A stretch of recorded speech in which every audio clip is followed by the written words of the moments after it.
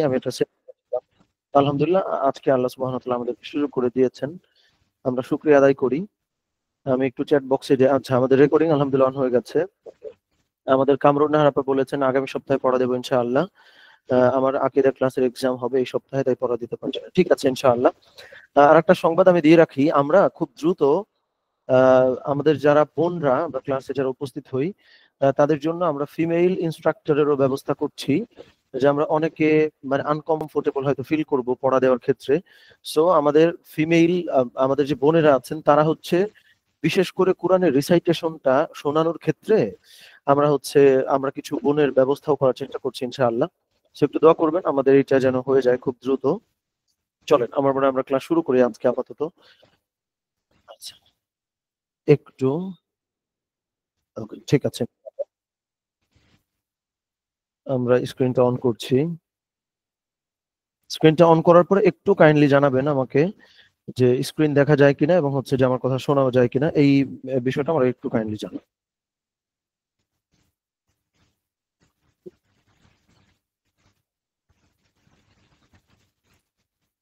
একটু লিখে জানান আমাকে আমাদের স্ক্রিন দেখা যায় কিনা এবং হচ্ছে আমাকে শোনা যায় কিনা।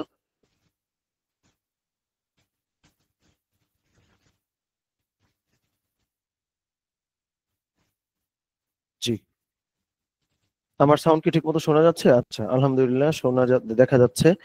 ওকে তাহলে যাই। আজকে আমরা আলোচনা করব সূরা বাকারার ৩ নম্বর রুকু অর্থাৎ ২১ নম্বর আয়াত থেকে ২৯ নম্বর আয়াত পর্যন্ত। এই জায়গাগুলোতে আল্লাহ সুবহানাহু ওয়া তাআলা খুবই সিগনিফিকেন্ট কিছু বিষয় আমাদের জন্য আলোচনা রেখেছেন। যেমন আমি একটু যদি বলি, যেমন দেখেন আমরা অনেকেই আত্মনিয়ন্ত্রণের অভাবে, মানে আত্মনিয়ন্ত্রণ মিন্স আমি বোঝাচ্ছি কি সেটা বলি। আমরা অনেকে আছি না যে এমন কোন সিচুয়েশনে পড়ে যাই যেই সিচুয়েশন আমি বুঝতেছি এটা ঠিক না, কিন্তু আমি আমার মনকে কোনোভাবে কন্ট্রোল করতে পারি না। সো আমরা এই ডিসকাশন গুলা থেকে এই বিষয়গুলো দেখতে পারবো যে খুব ইউনিক বিষয়গুলা, যেমন আমি একটু বলেও ফেলি যদি, ইবাদত বন্দেগী বা রেগুলার জিকির, যেটাকে আমি অনেক জায়গায় প্রমোট করেছি, অনেক জায়গায় বলছি যে শুধু জিকির করলে কিন্তু এই জিকিরের ফায়দাটা আপনি আসলে পাবেন না। ফায়দাটা বলতে কি বোঝাচ্ছি সেটাও বলি। একটা হচ্ছে যে কোনো ইবাদত করলে আল্লাহ সুবহানাহু ওয়া তাআলা আমাদেরকে রিওয়ার্ড দেবেন আখিরাতে, যেটা আমরা পাবো, এবং আমরা জাহান্নাম থেকে মুক্তি লাভ করব। কিন্তু ইবাদত বন্দেগীর ভেতর দিয়ে দুনিয়ার জীবনেও কিন্তু আমাদের একটা রিওয়ার্ড আছে, সেটা হচ্ছে কেউ যদি মিনিংফুল জিকির করতে পারে। মিনিংফুল বলতে আমি কি বোঝাচ্ছি, যে আমি আলহামদুলিল্লাহ বলছি, যখন আমি এটা বললাম তখন সত্যিকারের অর্থেই আমি আল্লাহ সুবহানাহু ওয়া তাআলার প্রতি এত গ্রেটফুল হইলাম যে কোনো কিছুতে আমি আর কমপ্লেইন করতে ভুলে যাব।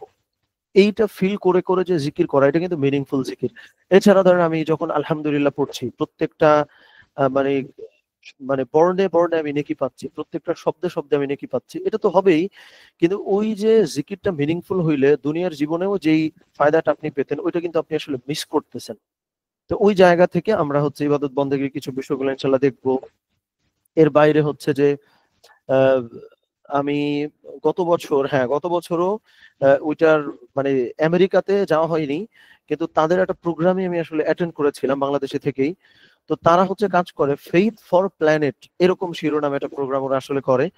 তো ওখান থেকে ওরা যেটা বলার চেষ্টা করে যে ফেইথ বা আমাদের যে রিলিজিয়ান বা আমাদের যে ধর্ম, এই জায়গায় আমরা এমন সব আলোচনা এড়িয়ে যাই যেই আলোচনাটা সত্যিকারের অর্থে ধর্মেরই আলোচনা, কিন্তু আমরা মনে করি যে এটা বোধহয় ধর্মের আলোচনা না। তো এটার খুব সুন্দর একটা উদাহরণ ওরা দিল, যে ধরেন কুরবানির সময় যেই মানে বজ্র ব্যবস্থাপনা, যেটা যে ময়লা আবর্জনা একদম ভরে যায়।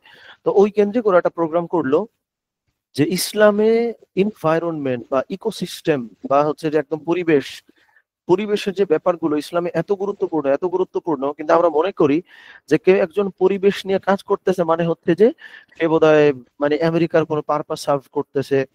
অথচ খুব ছোটবেলায় এই কমন হাদিসটা আমরা সবাই পড়ছি যে আত-তুহুরু শাতরুল ঈমান, পরিষ্কার পরিচ্ছন্নতা ঈমান। এটার অনেকগুলো ভার্সন আছে হাদিসের মধ্যে। তো এইটাতে ওরা যেটাকে প্রমোট করলো, যে ধরেন ক্লাইমেট চেঞ্জ বা যে পরিষ্কার পরিচ্ছন্নতা, পরিবেশটাকে ঠিকঠাক মতো রাখা, এইটাও কিন্তু একটা ইবাদত। এই জায়গাটা আমরা অনেকে মিস করি। আমরা মনে করি যে ইবাদত বলতে আমরা যেটা অলওয়েজ করে আসছি বা যেটা দেখে আসছি, এর বাইরের কোনো বিষয়কেই আমরা না মনে করি দিনের কোনো বিষয়, না মনে করি ইবাদত বন্দেগীর কোনো বিষয়। তো এই জায়গাগুলো আমরা একটু দেখার চেষ্টা করবো ছোট্ট করে। চলেন, আমার মনে হয় আমরা যেতে পারি আস্তে আস্তে ইনশাআল্লাহ। আজকে সূরা বাকারার 3 নম্বর রুকু অর্থাৎ 21 নম্বর আয়াত থেকে 29 নম্বর আয়াতে আল্লাহ সুবহানাহু ওয়া তাআলা যে বিষয়গুলো বলেছেন তার ভেতর থেকে আমরা নির্বাচিত 6টা শব্দ রেখেছি। 6টা শব্দ কোত্থেকে আমি গতদিনও দেখিয়েছিলাম যে ধরেন আমাদের এই যে কোরআনটা, হ্যাঁ, আমার মনে হয় একটু দেখা যায়, না দেখা গেলেও খুব একটা অসুবিধা নাই। সো প্রত্যেকটা রুকু থেকে নির্বাচিত শব্দগুলো আমাদের বাছাই করা আছে আমাদের এই কোরআনে। তো যেই দিন যেই রুকু নিয়ে আমরা আলোচনা করতেছি ওই রুকুর নির্বাচিত শব্দার্থগুলো আমরা মূলত নিয়ে আসি ক্লাসের শুরুতে, সেটা দেখাই। তো ঠিক আছে, আমার মনে হয় আমরা আস্তে আস্তে যাই। এই 6টা শব্দ মুখস্থ করে নেবেন। গতদিনও কিন্তু আমাদের পিডিএফটাও দেওয়া হয়েছিল, ক্লাস লেকচারটাও দেওয়া হয়েছিল। আমি যদি একটু দেখতে চাই গতদিন যেই শব্দগুলা ছিল ওই দিনও 6টা শব্দ ছিল। এই শব্দার্থগুলো আমরা কয়জন মুখস্থ করছি আমি একটু, আপনারা একটু হ্যান্ড রেজ করেন তো আমি একটু দেখতে চাই। মানে গতদিন আমি যে শব্দার্থগুলো দিয়ে আমাদের পিডিএফটা দেয়া ছিল ওখান থেকে শব্দার্থগুলো আমরা কে কে মুখস্থ করছি আমি একটু দেখতে চাই। আচ্ছা, আমাদের হচ্ছে সাবিকুন নাহার আপা মুখস্থ করেছেন আলহামদুলিল্লাহ। আমাদের সানিম ভাই মুখস্থ করছেন। হামিদা পারভেজ তিনি বোধহয় মুখস্থ করেছেন বা আগেই বোধহয় হ্যান্ড রেজ করা ছিল। 2 জন বা 3 জন, আমরা আর কেউ। আচ্ছা ওকে, এটা আমি একটা জানলাম। আরেকটা হচ্ছে মুখস্থ হয় নাই কিন্তু এইটা নিয়ে বাসায় পড়তে বসছিলাম, এটা কয়জন আমি এটা একটু দেখি। আচ্ছা, শারমিন সুলতানা মুখস্থ করছেন মাশাআল্লাহ। ওকে, আমি ধরে নিলাম আমাদের হচ্ছে আফনান সহ এই 4 জন আমরা মুখস্থ করছি। এবার যারা মুখস্থ করছি তারা একটু হাত নামায় ফেলি। আমরা এই পড়াটা নিয়ে বাসায় বসছিলাম, এটা কয়জন এটা আমি একটু দেখতে চাই। যারা মুখস্থ করছি তারা হাত নামায় ফেলি। যারা পড়তে বসছিলাম, মুখস্থ হয় নাই অসুবিধা নাই, এরকম কয়জন আমি এটা একটু দেখি। আচ্ছা, আমাদের কামরুন্নাহার আপা বসছিলেন, আকলিমা আপা বসছিলেন, তাহমিনা আক্তার বসছিলেন, আফনানও বসছিল। ওকে, তাহলে 4 জন বসছিলাম আর 4 জনের মুখস্থ হয়েছে 8 জন। ওকে, শামসুল বাতেন ভাই বসছিলেন। মোটামুটি আমি দেখতে পাচ্ছি যে খুব সিরিয়াসলি আমরা কোরআনের পেছনে সময় দিচ্ছি 8 থেকে 10 জন। আলহামদুলিল্লাহ, নাম্বারটা খারাপ না, আলহামদুলিল্লাহ। আল্লাহ সুবহানাহু ওয়া তাআলা বাকিদেরকেও তৌফিক দান করেন। দেখেন, আমি আজকেও একটা লেকচার দেখছিলাম, যে জায়গায় আমরা সবাই ভুল করি, আমরা মনে করি যে কোরআন হচ্ছে খতম দিছি বা কোরআন পড়ছি তাইলেই তো হয়ে যায়। বিষয়টা কিন্তু তা না। ইভেন হচ্ছে যে আপনি কোরআনের অর্থ পড়ছেন সেটাও এনাফ না। কোরআনের একটা মজার ব্যাপারটা হইতেছে এইটা যে কোরআন কখনো পড়ে শেষ করা যায় না। কোরআনটা হচ্ছে নেভার এন্ডিং একটা লার্নিং এর জার্নি। ব্যাপারটা এরকম না যে আপনি কোনো টেকনিক্যাল একটা স্কিল অর্জন করতেছেন, এটা আপনি এটা বোধহয় আমি থিওরিটা ভুলে গেছি, 10,000 আওয়ার্স যদি কোনো কিছুর পেছনে দেওয়া হয় তাহলে ওইটাতে আপনি এক্সপার্ট হয়ে যাবেন। আবার নির্দিষ্ট আরো কিছু ঘন্টা আছে যেটা দিলে আপনি ওইটার প্রাইমারি নলেজটা পেয়ে যাবেন। কিন্তু কোরআন কিন্তু পৃথিবীর একমাত্র গ্রন্থ। ইভেন অন্যান্য অনেক বইয়ের ক্ষেত্রেও এই কথাটা কিছুটা প্রযোজ্য হয় যে কোরআন একমাত্র গ্রন্থ, এটা আপনি যতবার পড়বেন প্রত্যেকবার ভিন্ন ভিন্ন ডাইমেনশন পাবেন। তার মানে ব্যাপারটা এটা আপনি বলতেই পারবেন না যে ভাই আমি এইটা হচ্ছে অমুক দিন বসছিলাম, এটা না। কিন্তু এইটা হচ্ছে রেগুলার আমার প্রয়োজনে আমি খাই, রেগুলার আমি পড়ি, রেগুলার ঘুমাই, এটা আপনার রুটিনের মধ্যে চলে আসা উচিত। আমি লক্ষ্য করতাম আগে আমি যখন স্টুডেন্ট পড়াইতাম যে হচ্ছে অনেকে আছে ও ম্যাথটা খুব খারাপ, মানে ম্যাথে খুব খারাপ, ভালো করে বোঝে না, দ্যাটস ওয়াই ও কোরআন নিয়ে হয়তো বসতে পারছে না। কিন্তু আমি যখন প্রশ্ন করতাম যে তুমি বা আপনি গোসল করছেন নাকি হচ্ছে যে মানে পরীক্ষার প্রেসারে গোসল করা, মানে গোসল করতে পারেন নাই বা খাওয়া দাওয়া সবই কিন্তু আমরা পারি, মানে নেসেসিটি বলতে আমরা যেগুলা বুঝি যে এগুলা হচ্ছে নিত্য প্রয়োজনীয় কাজ, তাহলে নিত্য প্রয়োজনীয় কাজ যদি 5টা থাকে ওইটার মধ্যে আপনি কোরআনটা কেন অ্যাড করতেছেন না? এবং আমি আমাদের প্রিভিয়াস ক্লাসগুলোতে বলতাম অনেকবার যে কোরআন হচ্ছে এটা একটা প্রোটেক্টেড বিউটির মতো, মানে শব্দটা যাই হোক আমি বোঝাচ্ছি যে কোরআন হচ্ছে এমন একটা সৌন্দর্য যেটা আসলে দেখা যায় না। মানে এটা আমি আপনার যতই বলি যে এটা অনেক সুন্দর কিন্তু ওইটা এমন আবরণের ঢেকে মানে ঢাকা থাকে যেইটা ডিসকভার করার জন্য আল্লাহ সুবহানাহু ওয়া তাআলা প্রত্যেকটা মানুষকে আলাদা আলাদা চাবি দিয়েছেন। মানে ব্যাপারটা এরকম, একটাই তালা কিন্তু এই তালার ইউনিক ইউনিক চাবি, মানে ব্যক্তি ভেদে ওই চাবিটা চেঞ্জ হয়ে যায়। যেমন দেখেন অনেক বাসায় স্মার্ট লক আছে না, যে ফিঙ্গার গুলা দেয়া থাকে যে আপনি ফিঙ্গারে টাচ দিবেন দরজাটা খুলে যাবে। তাহলে দেখেন একটা ফ্যামিলিতে যদি 10 জন মেম্বার থাকে 10 জনের আলাদা আলাদা ফিঙ্গার দেয়া, ওই 10 জনে খুলবে। একই লক 10 ধরনের কি দিয়ে হচ্ছে আপনি ওই ওই ইয়াটা খুলতেছেন। কোরআনটা এক্স্যাক্টলি তাই। কোরআন এত মজার, এত সৌন্দর্য, প্রত্যেকটা মানুষকে আল্লাহ সুবহানাহু ওয়া তাআলা ইউনিক ইউনিক চাবি দিয়েছেন। মানে একটা চাবি দিয়ে আরেকটা চাইলেও খুলতে পারবেন না। আমি আপনার যতই বুঝাই, আনলেস এন্ড আনটিল এটা আপনি নিজে খুলে পড়তেছেন ততক্ষণ না এর ভেতরের টেস্ট আপনি বুঝবেন না। আর একবার যখন টেস্ট আপনি পাবেন, যতবার পড়বেন, এমন না যে আপনি বোর্ড হয়ে যাবেন যে আরে টেস্ট একবার পাইছি। প্রত্যেকবার ডিফারেন্ট ডিফারেন্ট টেস্ট আল্লাহ সুবহানাহু ওয়া তাআলা আপনাকে এখান থেকে দিবেন। তো এই আমার মনে হয় যে এই জায়গাটা ভেতরে আলহামদুলিল্লাহ আমাদের কোরআন ক্লাসে আমরা অল্প সংখ্যক যারাই আছি তার মধ্যে 8 থেকে 10 জন আমি ধরে নিচ্ছি তারা এই টেস্টটা হয় পাই অথবা পেতে চাই। বাকিদেরকেও আমি আশা করব যে আমরা বাকিরাও এটাতে যুক্ত হব ইনশাআল্লাহ। ঠিক আছে, তাহলে এই 6টা শব্দ আমরা পড়ে নিব, পিডিএফটা আমি দিয়ে দিব ক্লাসটা শেষ হলে, আমি সকালের মধ্যেই চেষ্টা করবো দেওয়ার ইনশাআল্লাহ।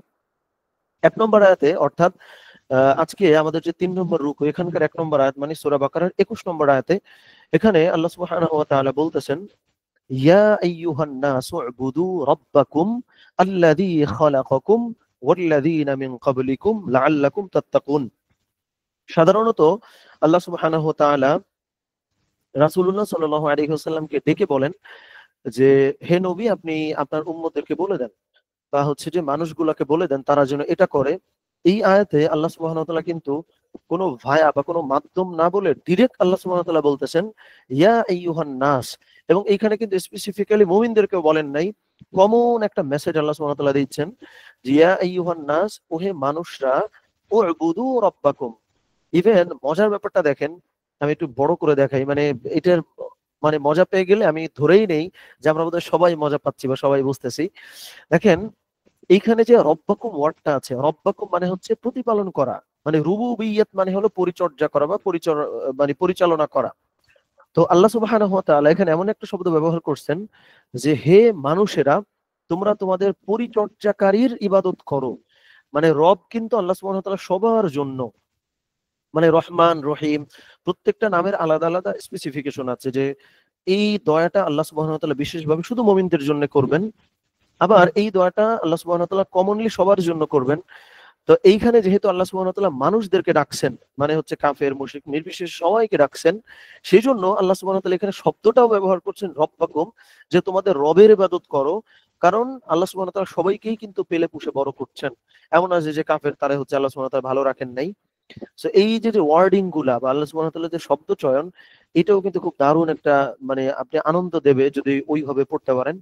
আল্লাহ সুবহানাহু ওয়া তাআলা বলতেছেন ইয়া আইয়ুহান নাসু উবুদু রাব্বাকুম, যে তোমরা তোমাদের রবের ইবাদত করো হে মানুষেরা, আল্লাযী খালাকাকুম, যিনি তোমাদেরকে সৃষ্টি করছেন, ওয়াল্লাযীনা মিন ক্বাবলিকুম, এবং হচ্ছে তোমাদের পূর্বেও যারা ছিল তাদেরকেও সৃষ্টি করেছেন, লাআল্লাকুম তাত্তাকুন। রেজাল্ট কি? লাআল্লাকুম তাত্তাকুন, তাহলে তোমরা তাকওয়া অর্জন করতে পারবা। এই তাকওয়া নিয়ে আমাদের কিন্তু প্রচুর মিসআন্ডারস্ট্যান্ডিং আছে, প্রচুর ভুল বোঝাবুঝি আছে। কোন সেন্সে? তাকওয়া বললেই আমরা ধরে নেই যে তাকওয়া মানে হচ্ছে যে আল্লাহর ভয়, যে গোপনে একজন চোর সে চুরি করবে, এই চোর চুরি করবে না কারণ হচ্ছে সে তাকওয়াবান। তাকওয়ার মানে কিন্তু আল্লাহর ভয় না, এটা ভুল। কেন বলতেছি আমি বলি। তাকওয়া একটা আরবি শব্দ যেটার মানে হলো মানে ব্যাপক অর্থবোধক। যেহেতু আমরা আলহামদুলিল্লাহ এটা আমি খুব আনন্দ পাই তো আমার নিজের এই কোরআনটা নিয়ে যখনই আলোচনা করি, সেটা ওই জায়গা থেকে আবার বলতেছি। তো এই ওয়ার্ডটা যখন আমরা অনুবাদ করছিলাম আমাদের কোরআন অনুবাদে, এটা আমরা অনেক ঘাটাঘাটি করতেছি, আমরা আল্লাহ ভয় দিব না কি দিব। লাস্টে আমরা ডিসিশন নিলাম যে না, আমরা দিব হচ্ছে আল্লাহ সচেতনতা, অ্যাওয়ারনেস, সচেতনতা। এইটা যখন দিবেন তাতে কি সুবিধা, আপনি একটা গুনাহের কাজ করবেন, ওই জায়গায় আল্লাহর ভয়ে আপনি ফেরত আসছেন যে আমি এটা কাজ করব না, এইটা তাকওয়া আমি মেনে নিলাম। কিন্তু আপনি যখন একটা ভালো কাজ করবেন তখন তো আল্লাহকে ভয় পাওয়া যায় না, তাই না? তার মানে ভালো কাজের ক্ষেত্রে তাকওয়া অনুপস্থিত। কিন্তু আপনার তো হইতে হবে এরকম মুমিন যে সব কাজে তাকওয়া উপস্থিত। তাহলে বাংলাটা কি হইতে পারে? তখন আমরা চিন্তা করলাম যে আল্লাহ সচেতনতা, যে আমি যখন একটা ভালো কাজ করতেছি তখনও আমি আমার আল্লাহকে ভুলে যাই নাই, যে আমি আল্লাহকে খুশি করতে চাই। এই যে আমার সাবকনশিয়াস মাইন্ডে, মানে আমার মনের মধ্যে যে চলে আসছে যে ভালো কাজ করব আল্লাহকে ভালোবেসে, মন্দ কাজ থেকে বিরত থাকবো আল্লাহকে ভয় পেয়ে। সো ভালোবাসা এবং ভয় দুটোকে মেলালে যেটা দাঁড়ায় সেটা হচ্ছে অ্যাওয়ারনেস, যে আল্লাহ সচেতনতা এভরিওয়্যার, মানে আমি যেই কাজ যখন যেখানে করতেছি না কেন ওইখানেই আল্লাহ সুবহানাহু ওয়া তাআলার অ্যাওয়ারনেসটা আমি ফিল করতে পারি যেন। তো তাকওয়ার মানে হচ্ছে তাই। তো এই আয়াতে আল্লাহ সুবহানাহু ওয়া তাআলা আমাদেরকে কিন্তু বলেছেন যে যদি সলিউশনটা কিভাবে দেখেন আমরা বুঝাই। আল্লাহ সুবহানাহু ওয়া তাআলার এখানে যে টিজি বা টার্গেট গ্রুপ সেটা হচ্ছে মানুষ। এটা হলো টার্গেট গ্রুপ, আমরা পাইছি মানুষ। ওকে, মানুষকে আল্লাহ সুবহানাহু ওয়া তাআলা কি টাস্ক দিলেন, সেটা হচ্ছে তোমরা রবের ইবাদত করো। করলে কি হবে, তাত্তাকুন, তোমাদের মধ্যে আল্লাহ সচেতনতা তৈরি হবে। তাইলে আল্লাহ সুবহানাহু ওয়া তাআলা টার্গেট গ্রুপ বললেন হচ্ছে সমস্ত মানুষ। আর প্রবলেম হচ্ছে কি, যে ওর ভিতরে কোনো অ্যাওয়ারনেস নাই। ও কখন কোন কাজ করে ও আসলে কিছুই বোঝে না, কোনো কিছু ফিল করে করতে পারে না। সবকিছু ওর কাছে মিনিংলেস লাগে, খালি খালি ফিল হয়। সো এই যে যে প্রবলেম, এই প্রবলেম তুমি সলভ করে ফেলতে পারবা কি করলে, অ্যাক্টিভিটি বা অ্যাকশন প্ল্যান কি দিলেন, উ'বুদু, তোমরা হচ্ছে ইবাদত করবা। এবার আসেন আমরা যদি আধুনিক তাফসীরের মধ্যে চলে যাই, যে আল্লাহ সুবহানাহু ওয়া তাআলা কি বলতেছেন এখানে। আল্লাহর প্রতি আনুগত্য মানুষের আত্মশুদ্ধি ও আত্মনিয়ন্ত্রণ বা সেলফ কন্ট্রোল তৈরি করে। মনোবিজ্ঞানে এটি সেলফ রেগুলেশন নামে পরিচিত। আজকে এই যে এটাই আমি শুরুতে বোধহয় বলছিলাম, যে আজকের স্ট্রেসফুল জীবনে তাকওয়া আমাদের মানসিক শান্তি বা সাইকোলজিক্যাল রেজিলিয়েন্স ও জীবনের অর্থবোধ তথা সেন্স অফ পারপাস এনে দেয়। তো এটা যেহেতু মানে আপনাদেরকে একটু পাঠাইতেও হবে, ফলে আমরা শব্দগুলো একটু ফর্মাল ওয়ার্ড গুলো রাখার চেষ্টা করছি, বাট আমি তো একটু ভাঙায় বলবো, অসুবিধা নাই। সো আল্লাহ সুবহানাহু ওয়া তাআলা বলতেছেন যে যদি তোমার আত্মার উপর তোমার কোনো কন্ট্রোল না থাকে, যদি তোমার কাছে সবকিছু আহ, মানে পারপাসহীন মনে হয়, উদ্দেশ্যহীন মনে হয়। অনেকে আছি না, আপনি দেখবেন যে প্রচুর কাজ করে, ব্যাপক টাকা পয়সা সে আয় করতেছে, কিন্তু তারপরেও আল্লাহ হেফাজত করেন, আমি এরকম অনেক মানুষকে চিনি, আমি ওই জায়গা থেকে আসলে বলতেছি। তারপরেও আনন্দ পাওয়ার জন্য প্রতি বৃহস্পতিবার রাতে তাকে গুলশান, বাড্ডা বা বিভিন্ন বারে যেতে হয়। মানে আমি নাম এর থেকে বেশি স্পেসিফিক করতে পারবো না। সো এত টাকা, এত কিছু, এত কিছু পাওয়ার পরেও তার মানসিক প্রশান্তির জন্য, জীবনটাকে মিনিংফুল হইছে কিনা এটা বোঝার জন্য তাকে বারে যেতে হয়, বিভিন্ন গুনাহে তাকে জড়াইতে হয়, তারপরেও একটু কিনা শান্তি সে পায়। সো এই যে যে এত কিছুর পরেও তার জীবনটা যে একদম মিনিংলেস, অর্থহীন, অর্থ মানে তো টাকা, মানে টাকা আছে কিন্তু জীবনের কোনো মিনিং নাই, এই টাইপের যে মানুষগুলা, তো আল্লাহ সুবহানাহু ওয়া তাআলা বললেন যে এই যে তোমার জীবনে এত স্ট্রেস, মানে সবকিছু পাওয়ার পরেও তো এক ধরনের স্ট্রেস কাজ করে, অথবা হচ্ছে যে কোনোভাবেই তোমার নিজের উপরে তোমার কোনো কন্ট্রোল নাই, তুমি কিছু যেটা করতে চাও করতে পারো না, বা করলেও সেটার মধ্যে ফিল তুমি পাও না, মজা পাও না। এটার জন্য তোমাকে কি করতে হবে, উ'বুদু, বা তোমাকে হচ্ছে আল্লাহ সুবহানাহু ওয়া তাআলার ইবাদত করা লাগবে। এখন আসেন ইবাদত বলতে কি বোঝাই। ইবাদত বলতে আপনি যদি শুধু নামাজ, রোজা, হজ, যাকাত বুঝে ফেলেন, এটা ভুল হবে। ইবাদতের একটা খুব সুন্দর মিনিং আছে। ইবাদত মানে তো দাসত্ব অর্জন করা, তাই না? তার মানে হচ্ছে সব সময় আপনি একটা হায়ার পাওয়ারের সঙ্গে কানেক্টেড আছেন, এই ফিলিংটার নাম হচ্ছে ইবাদত। মানে আমি ইবাদতের অর্থ বিকৃত করতেছি না, এটা ভুল বুঝছেন না। মানে হচ্ছে আমরা যে সলাত আদায় করছি, এই সলাত আদায় করা মানেও তো আল্লাহ সুবহানাহু ওয়া তাআলার কাছে নিজেকে সোপর্দ করে দেওয়া। আমি যে রোজা পালন করছি, এটার মানেও তো আল্লাহ সুবহানাহু ওয়া তাআলার কথা শুনে না খেয়ে থাকা।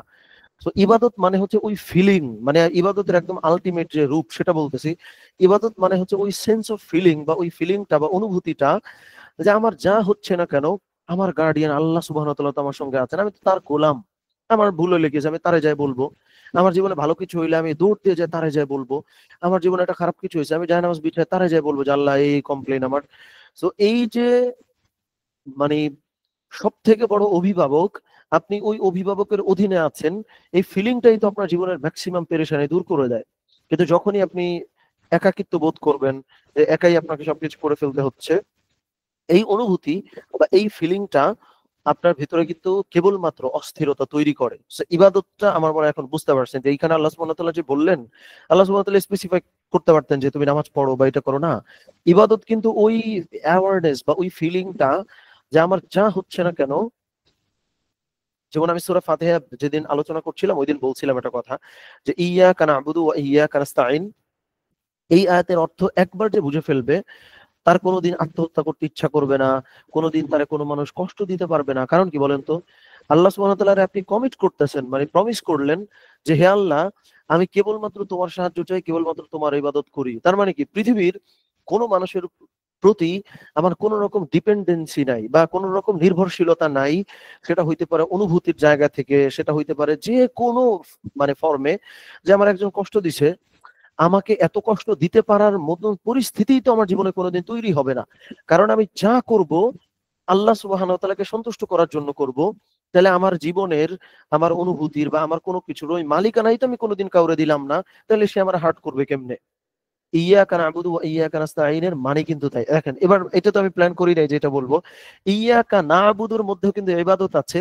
এইখানেও আল্লাহ সুবহানাহু ওয়া তাআলা তাই বললেন যে উ'বুদু, ইবাদত কর, তাইলে হচ্ছে তোদের সেলফ কন্ট্রোল তৈরি হবে। সো এইটা হচ্ছে মূল পয়েন্ট। আল্লাহ সুবহানাহু ওয়া তাআলা ভালোবেসে এই জিনিসটাই আমাদেরকে বোঝানোর মানে বুঝালেন যে তোমরা ইবাদত করবা, মাইন্ডফুল জিকির করবা। আমি বারবার মাইন্ডফুল জিকির বলি, এটা না বুঝলে আমার জিজ্ঞেস করিয়েন। মাইন্ডফুল জিকির মানে বুঝে শুনে জিকির করা এবং আমার মনের, আমার অনুভূতির, আমার কোনো কিছুর শতভাগ মালিকানা কাউকে আমি দিব না, শুধুমাত্র আল্লাহ সুবহানাহু ওয়া তাআলাকে দিব। কারণ আমি যার সঙ্গে যে আচরণটা করছি, কারণ এটা করলে আল্লাহ সুবহানাহু ওয়া তাআলা খুশি হবেন তাই করছি। এটার মজাটা কোথায় আমি বলি, এটার মজাটা হইতেছে কোনো আনন্দে আপনি লাফ দিয়ে আকাশে উঠে যাবেন না, কারণ আকাশ থেকে পড়ে পড়ে গেলে তো হাত পা ভেঙে যাবে। আবার কোনো কষ্টে জমিনের নিচে চলে যাবেন না, তাহলে তো আপনি দম ছাড়তে পারবেন না, মরে যাবেন। তার মানে আপনার ফিলিং বা অনুভূতি এইটারও একটা ব্যালেন্স তৈরি হবে যদি আপনার মালিকানাটা ইয়াকা না'বুদুর মতো করে আপনি করতে পারেন। সো এই মিনিংটাই মূলত সূরা বাকারার 21 নম্বর আয়াতে আমাদেরকে বোঝানো হয়েছে। আচ্ছা, মাইন্ডফুল জিকির কিভাবে করব? আচ্ছা, আমি প্রশ্নগুলো আমি লাস্টে ইনশাআল্লাহ নিব। আমাদের যা যা প্রশ্ন আছে একটু কাইন্ডলি আমরা লিখে ফেলতে থাকি, আমি লাস্টে আনসার করব ইনশাআল্লাহ। 22 নম্বর আয়াতে আল্লাহ সুবহানাহু ওয়া তাআলা বলতেছেন, আল্লাযী জাআলা লাকুমুল আরদা। আচ্ছা, আরেকটা জিনিস, মানে আমরা যে আলোচনাগুলো করতেছি এর ভিতরে কারো কোনো অস্পষ্টতা তৈরি হলে কাইন্ডলি লিখে ফেলবেন। মানে আমরা চাই যে আমাদের আলোচনা ছোট হোক বড় হোক অস্পষ্টতা মানে এট লিস্ট না থাকুক। সো আমাদের কোনো কোয়েশ্চেন থাকলে একটু আমাদের চ্যাট বক্সে একটু লিখে ফেলায়েন। ওকে, তো আল্লাহ সুবহানাহু ওয়া তাআলা বলতেছেন 22 নম্বর আয়াতে, আল্লাযী আল্লাযী জাআলা লাকুমুল আরদা ফিরাশা ওয়াস সামাআ বিনাআ। মানে আল্লাহ সুবহানাহু ওয়া তাআলা জমিনকে বানিয়েছেন বিছানা, আকাশকে বানিয়েছেন ছাদ। ওয়া আনজালা মিনাস সামাই মাআন ফাআখরাজা বিহি মিনাস সামারাতি রিজকাল লাকুম। এবং হচ্ছে আকাশ থেকে আল্লাহ সুবহানাহু ওয়া তাআলা পানি নাজিল করেন, পানি বর্ষণ করেন বললাম না, নাজিল করেন শব্দটাই বললাম। ফাআখরাজা বিহি মিনাস সামারাতি রিজকাল লাকুম। এবং হচ্ছে তোমাদের জন্য ফল ফুল বা ফল ফলাদি ফসলাদি সেগুলো হচ্ছে তোমাদের জন্য উৎপন্ন করেন, বের করেন। ফালা তাজআলু লিল্লাহি আনদাদা ওয়া আনতুম তা'লামুন। সুতরাং আল্লাহ সুবহানাহু ওয়া তাআলার সঙ্গে কোনো সমকক্ষ তোমরা স্থাপন করিও না, ওয়া আনতুম তা'লামুন, তোমরা জেনে বুঝে। এখানে দুইটা জিনিস আমরা একটু হাইলাইট করব। এক নম্বরটা হচ্ছে একটু আগে যে অংশটা বললাম যে আল্লাহ সুবহানাহু ওয়া তাআলা বলে দিলেন সবই যেহেতু আমি দিতেছি, ফলে আং দাদা সমকক্ষ, যেই জিনিস আমি তোমার কাছে পাই এই জিনিস তুমি কাউরে দিবা না। বুঝছেন? সমকক্ষ মানে কি ভাই খালি এটা যে আমি সিজদা কেবলমাত্র আল্লাহ সুবহানাহু ওয়া তাআলাকে করব আর কাউরে করব না? সমকক্ষ মানে তো এটা না। সমকক্ষ মানে সবকিছু, যে আল্লাহ সুবহানাহু ওয়া তাআলা আমার সবকিছু তিনি পান, এইটা আমি কাউরে দিয়ে ফেলাইলাম মানেই তো হচ্ছে যে আমি একটা শিরকি কাজ করে ফেললাম। তো এটা হচ্ছে মূল ব্যাপার। আল্লাহ সুবহানাহু ওয়া তাআলা ওই জিনিসটাই বোঝালেন এখানে যে কোনো ফরম্যাটেই আমার সমকক্ষ তুমি কাউরে বানাইতে পারবা না, কারণ সবকিছু তো আমি দেই। এটা একটা জিনিস। ২ নম্বর আরেকটা জিনিস যেটা আমরা এই ব্যাখ্যার মধ্যে একটু রাখার চেষ্টা করেছি, দেখেন যেহেতু আল্লাহ সুবহানাহু ওয়া তাআলা এখানে বলেছেন যে আকাশ হচ্ছে ছাদের মতো, জমিন হচ্ছে বিছানার মতো, পানি হচ্ছে নাজিল করছি, ফলমূল এগুলো হচ্ছে উৎপন্ন করে হচ্ছে তোমাদেরকে আমি খাওয়াচ্ছি। তো এই পুরো জিনিসগুলা, আচ্ছা একটু আমি দেখি আমাদের, হ্যাঁ ঠিকমতো দেখা যাওয়ার কথা। তো আল্লাহ সুবহানাহু ওয়া তাআলা এরপরে বলছেন যে সব যেহেতু আমি দিলাম, তার মানে ওই যে ইয়াকা না'বুদু ওয়া ইয়াকা নাস্তাঈন, ওই মিনিংটা আবার এখানে চলে আসছে যে তোমার মনের যে অনুভূতি বা ফিলিং ওইটারও মালিকানা আমি। সুতরাং তুমি কাউরে শতভাগ দিয়ে ফেলবা, তাহলে হচ্ছে সে কোনো কষ্ট দিলে তুমি কষ্ট পাবা। সো আমরা পিতা মাতা, হাজবেন্ড ওয়াইফ, ভাই বোন, যাদের প্রতি যেই মহব্বত বা ভালোবাসা, এটার কারণ হইতে হবে আল্লাহ সুবহানাহু ওয়া তাআলা। তাহলে কি ফায়দা? একটু আগে বলছি, আমি একটু রিপিটও করতে চাই। তাহলে কি হবে? আনন্দে আকাশে লাফ দিয়ে আপনি উঠে যাবেন না, বেদনায় জমিনের নিচে চলে যাবেন না। ওই অনুভূতির কন্ট্রোলটা আপনার থাকবে। সেটা করার প্রক্রিয়াটা হচ্ছে অ্যাকশন প্ল্যান বা টাস্ক হচ্ছে আল্লাহ সুবহানাহু ওয়া তাআলা ইবাদত করতে বলছেন। সো শুরুর আলোচনাটা মনোযোগ দিয়ে শুনলে আমার মনে হয় এই জায়গাটা আলহামদুলিল্লাহ আপনাদের কাছে পরিষ্কার হয়েছে। এটা ২২ নম্বর আয়াতের একটা সম্পূরক অর্থ বললাম। সেই সঙ্গে আরেকটা গুরুত্বপূর্ণ জিনিস সেটা হচ্ছে একটু লক্ষ্য করেন। আল্লাহ সুবহানাহু ওয়া তাআলা যেহেতু আকাশের কথা বলছেন, জমিনের কথা বলেছেন, জমিনে পানি দিয়ে সেখান থেকে ফলমূল উৎপন্ন করে আমাদেরকে কারণ পুরো সিস্টেমটা বলে দিয়েছেন। তার মানে কি? তার মানে হচ্ছে দেখেন এই আধুনিক তাফসীরের মধ্যে এই জায়গাটাতে আছে জিনিসটা। এখানে পৃথিবীর ইকোসিস্টেম ও ক্লাইমেট রেগুলেশন বোঝানো হয়েছে। কিভাবে? আমি বলি। বিজ্ঞান আজ প্রমাণ করেছে যে পৃথিবী মানব জীবনের জন্য যথার্থভাবে ডিজাইন করা। এই আয়াত মানুষকে এনভায়রনমেন্টাল এথিক্স শেখায়, অর্থাৎ প্রকৃতিকে নষ্ট না করা। খুবই গুরুত্বপূর্ণ। একটু আগে আমি যেটা বললাম সেই জিনিসটা। আধুনিক জীবনে সাস্টেইনেবল লাইফস্টাইল তথা টেকসই জীবনধারা আল্লাহর দেয়া এই ভারসাম্য রক্ষা করে কৃতজ্ঞতা প্রকাশের একটা দারুণ উপায়। এটাও একটা ইবাদত। এটা মানে যখন আমি এই আয়াত নিয়ে আলোচনা করি, অনেক সময় মজা করে বলি, এটা তো আসলে সিরিয়াসলি বলা যায় না, যে চিনি খাওয়া হারাম। কারণ হচ্ছে যখন আপনি চিনি খাইলেন, তাইলে তো হচ্ছে আপনি, আল্লাহ সুবহানাহু ওয়া তাআলা বলছেন যে তুমি তোমার নিজেকে ক্ষতির দিকে ফেলাই দিও না।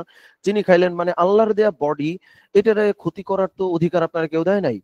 ইভেন এই কারণেই আমি বলি যে প্লাস্টিক ব্যবহার করবেন না, আল্লাহ হেফাজত করেন, আমরাও তো পারি না আসলে এটাকে এড়াতে। কারণ হচ্ছে ইনভায়রনমেন্ট বা পরিবেশ, যেটা আল্লাহ সুবহানাহু ওয়া তাআলা আকাশ ছাদ মতো বানাইলেন, জমিনকে আল্লাহ সুবহানাহু ওয়া তাআলা আমাদের জন্য বিছানা স্বরূপ বানাইলেন, আল্লাহ সুবহানাহু ওয়া তাআলা পানি উৎপন্ন করছেন, সবকিছু দিছে যে তোমরা এখানে ভালো মতো থাকো। এখন আমি প্লাস্টিক দিয়ে মানে ইকোসিস্টেম নষ্ট করতেছি, আমি হচ্ছে আপনার কি বলে, একটু আগে যে ক্লাইমেট চেঞ্জ করতেছি, ফ্যাক্টরি বানায় টানায় ধোয়া টোয়া দিয়ে সব নষ্ট করে ফেললাম, চিনি খায় বডি নষ্ট করলাম। এই যে যে টোটাল আল্লাহ সুবহানাহু ওয়া তাআলার যে বিউটিফুল একটা ইকোসিস্টেম, যে কে কোন জায়গার জন্য কিভাবে উপযোগী, এটাকে ধ্বংস করার রাইট তো আমি আপনি রাখি না। তো এই ব্যাপারটা আমরা 2 নম্বর আয়াত থেকে দেখলাম, যে আপনার লাইফ স্টাইলটা হইতে হবে এরকম যে জমিনের কোনো কিছুর ক্ষতিগ্রস্ত হচ্ছে, এটা আপনি করার মতো ন্যূনতম অধিকার রাখেন না। এবং লাস্টে আমি দেখেন একটু বলে দিয়েছি, এটাও একটা ইবাদত। সো এইটা আমরা লক্ষ্য করবো ইনশাআল্লাহ। 22 নম্বর আয়াতে দেখলাম, 23-24 আল্লাহ সুবহানাহু ওয়া তাআলা বলতেছেন, প্রথম একটা আলোচনা একটা অংশ শেষ, পরবর্তী অংশে আমরা চলে আসছি। আল্লাহ সুবহানাহু ওয়া তাআলা বললেন যে ওয়া ইন কুনতুম, মানে এতক্ষণ তো আল্লাহ সুবহানাহু ওয়া তাআলা বলছেন যে তোমরা ইবাদত করবা, তাইলে তোমাদের এই ফায়দা হবে, বা এটার পিছনে লজিকটা কি, কেন তোমরা ইবাদত করবা, পুরোটা বলে আল্লাহ সুবহানাহু ওয়া তাআলা বলতে ওকে ফাইন, ওয়াইন কুনতুম ফি রাইবিন, যদি তোমাদের কাছে সন্দেহ হয়, মিম্মা নাযালনা আলা আবদিনা, আমি আমার বান্দার কাছে যা কিছু নাজিল করছি, মানে কোরআনের কথা বলা হয়েছে, ফাতু বিসূরাতিম মিন মিসলি, তাহলে এটার মতো একটা সূরা তোমরা বানায় নিয়ে আসো, ওয়াদউ শুহাদাআকুম মিন দুনিল্লাহি ইন কুনতুম সাদিকিন, এবং হচ্ছে যে আল্লাহ ছাড়া তোমাদের যা সাক্ষী আছে বা যারা আছে, যাদেরকে তোমরা মানো, সত্যবাদী হইলে তোমরা তাদেরকে নিয়ে আসো। এখানে আমরা যেটা মানে নেওয়ার চেষ্টা করবো, আমি একটু যাই এই জায়গাটাতে, দেখেন পরবর্তী আয়াতটা একটু পড়ে ফেলে একসাথে দুটো আয়াত বলবো। 24 নম্বর আল্লাহ সুবহানাহু ওয়া তাআলা ওইটা রেজাল্টটা বলে দিচ্ছেন, যে ফাইল্লাম তাফআলু, যদি তোমরা না পারো, ওয়ালান তাফআলু, আর তোমরা এগুলো পারবাও না, ফাত্তাকুন নারাল্লাতী ওয়াকুদুহান নাসু ওয়াল হিজারা, তাহলে হচ্ছে যে ওই আগুনকে ভয় করো, যার ইন্ধন হচ্ছে মানুষ এবং হচ্ছে পাথর, ও ইদ্দাত লিল কাফিরিন, এবং যেগুলোকে কাফিরদের জন্য প্রস্তুত করা হয়েছে। আচ্ছা, এটার ক্ষেত্রে খুব গুরুত্বপূর্ণ একটা বিষয় বলি, যেটা আমি প্রথম আয়াতে একটু আগে মাথায় আসছিলাম, ভুলে গেছিলাম, একটু বলে ফেলি।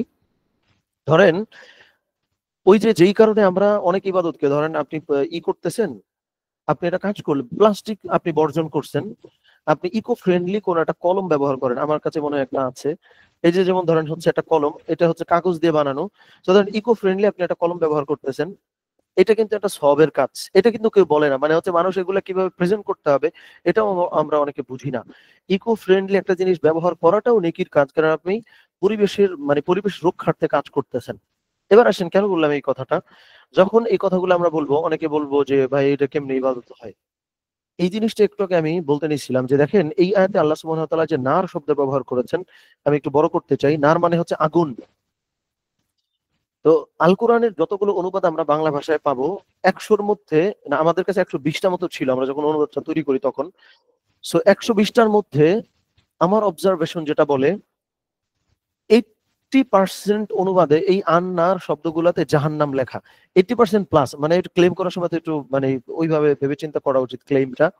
সব জায়গায় লেখা আন্নার শব্দের শুরুতে যেহেতু আলিফ লাম আছে, এই জন্য এটার মানে হচ্ছে জাহান্নাম।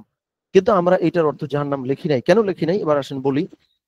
যখন আপনি ঠিকমতো নামাজ আদায় করছেন না, এবং এই রেজাল্ট স্বরূপ আপনি বলে দিলেন যে নামাজ না পড়লে তুমি হচ্ছে জাহান্নামে যাবা, আমরা বলি নামাজ না পড়লে তুমি হচ্ছে আগুনে যাবা। আগুনে যাবা মানে কি?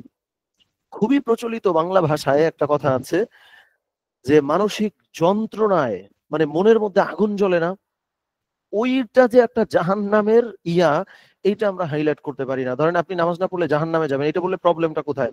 আমার আগে মরা লাগবে, মরার পরে জাহান্নামে যেতে হবে।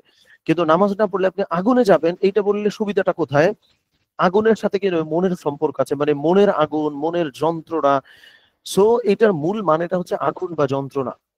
এখন যখন আমরা একটা ভালো কাজ করতেছি, ওই কাজটা কেবল আমাদেরকে জাহান্নাম থেকে বাঁচাচ্ছে ব্যাপারটা তা না, আমার মনের মধ্যে যেটা আগুন, আমার যেটা যন্ত্রণা, একটা অস্থিরতা, একটা সাফারিং, ওইখান থেকেও আল্লাহ সুবহানাহু ওয়া তাআলা আমারে কিন্তু বাঁচাচ্ছেন। এই জন্য আন্নার মানে আল্লাহ সুবহানাহু ওয়া তাআলা এখানে জাহান্নাম লিখতে পারতেন না? বলেন যে ওয়ালাং তাফআলু ফাত্তাকু জাহান্নাম, এটা তো বলাই যায়। তো আল্লাহ সুবহানাহু ওয়া তাআলা কিন্তু বলতেই পারতেন যে তোমরা হচ্ছে যে সেই মানে জাহান্নামের ভয় করো। জাহান্নাম শব্দটা তো আল কোরআনে প্রচুর জায়গায় আল্লাহ সুবহানাহু ওয়া তাআলা ব্যবহার করেছেন। এইখানেও আল্লাহ সুবহানাহু ওয়া তাআলা চাইলে কিন্তু ব্যবহার করতে পারতেন, কিন্তু আল্লাহ সুবহানাহু ওয়া তাআলা কিন্তু ব্যবহার করেন নাই।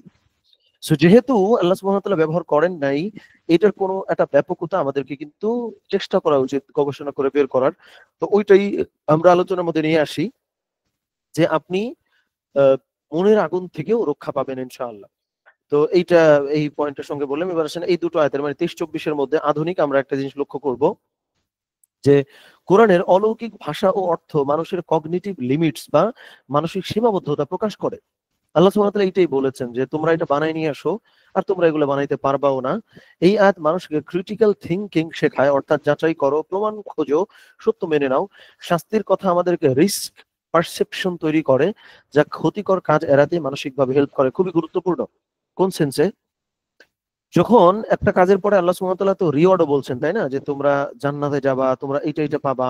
আল্লাহ সুবহানাহু ওয়া তাআলা আবার যখন শাস্তির কথাও বললেন, সো সবাইকে তো সবভাবে আপনি শায়েস্তা করতে পারবেন না। কাউকে আপনি রিওয়ার্ড দিয়ে ভালো পথে আনতে পারবেন, কাউকে ভয় দিয়ে ভালো পথে আনতে পারবেন, কাউকে ভালোবাসা দিয়ে ভালো পথে আনতে পারবেন। সো এইটা আল্লাহ সুবহানাহু ওয়া তাআলার একটা খুব দারুণ স্ট্র্যাটেজি। আল কোরআন লক্ষ্য করলে তাই দেখবেন, যেই পরিবেশে যখন যেই মানুষটাকে যেইভাবে শায়েস্তা করা দরকার, সব টার্গেট গ্রুপ, সব পিপলের জন্য ওইভাবে আল্লাহ সুবহানাহু ওয়া তাআলা আমাদের জন্য আয়াতগুলোকে পাঠিয়েছেন। তো এই আয়াতে আল্লাহ সুবহানাহু ওয়া তাআলা ওই রিস্ক পারসেপশন বা আল্লাহ এটা যদি না করি তাহলে হচ্ছে এই ক্ষতি হয়ে যাবে। কি ক্ষতি হবে? দুইটা ক্ষতি। আখিরাতে আপনি জাহান্নাম পাবেন, দুনিয়াতে এই যে আন-নার, যেটা এই আয়াতে বলা হয়েছে নার পাবেন। সো নারের মানে হচ্ছে আগুন। এই আগুন জাহান্নামের আগুন, এই আগুন মনের আগুন। সো নামাজ আদায় করলে জাহান্নাম থেকেও বাঁচবেন, মনের আগুন থেকেও বাঁচবেন, না পড়লে সেম জিনিসটা হবে। যেটা আমি সূরা ফাতিহা থেকেও বলেছি, আজকেও শুরুতে বললাম যে আমি যদি খুব ভালো করে ইবাদত করতে পারি, তাহলে ওই যে আমার মনের মধ্যে যে আগুন জ্বলে, এই আগুন থেকে আমি বের হয়ে আসবো। কারণ ওই যে আমার ফিলিং, আমার অনুভূতি, কোনোটার শতভাগ মালিকানা তো আমি কাউরে দিচ্ছি না। কারণ এটা তো আল্লাহই দিতে মানা করতেছেন। কারণ ওই যে আং দা দা মানে হলো সমকক্ষ। সমকক্ষর মানে কি খালি এটা যে আমি কবরে সিজদা করলেই শিরক হয়ে যাবে? না। যে কোনো কিছুতে, যে কোনো ফরমেটে হইতে পারে, ওইটা থেকে আমাদেরকে বিরত থাকতে হবে ইনশাআল্লাহ।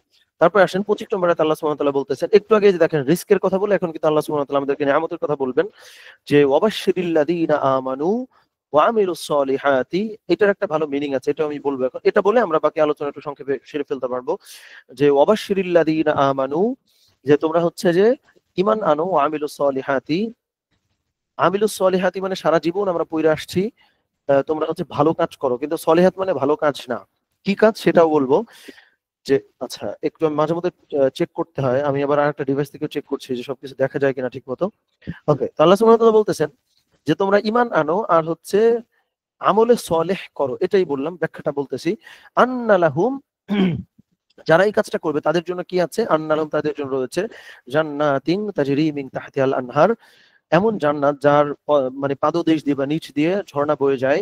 কুল্লামা রুজিকু মিনহা মিন সামারাতির রিজকা, যখনই তাদেরকে কোনো ফলমূলের রিজিক দেয়া হবে, ক্বালু হাদাল্লাযী রুজিকনা মিন ক্বাবল, ওটা দেখে বলবে যে এই রিজিক তো আমাদেরকে আগেও দেয়া হয়েছিল।